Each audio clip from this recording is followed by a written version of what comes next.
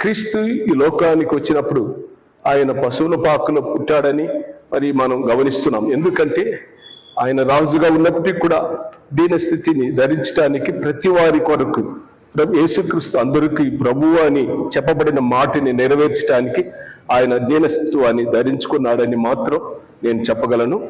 అంతటితో మాత్రం కాక ఈ దినాల్లో మరి ప్రభుత్వం కొరకు కూడా మేము ప్రార్థన చేస్తున్నాం.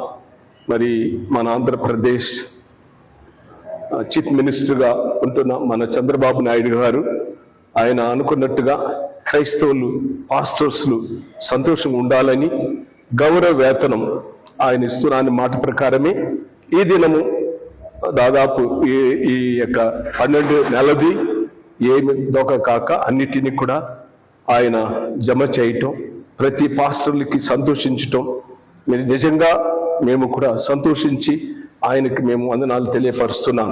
మరి ముఖ్యంగా all India pastors federation district vice ప్రెసిడెంట్గా ఉంటున్న జోబ్ గారు, అలాగనే చిత్తూరు పాస్టర్స్ తరపున ఆయనకి మా కృతజ్ఞతలు వందనాలు తెలియపరుస్తున్నాను. ఎందుకంటే ఇలాంటి కష్ట పరిస్థితుల్లో ప్రతి పాస్టర్లకి గౌరవ వేతనం ఇవ్వటం చాలా సంతోషకరమైన వర్తమానమని ఆయనకి మేము పాస్టర్స్ తరపున క్రైస్తవ తరపున మా యొక్క వందనాలు తెలియపరుస్తున్నాను.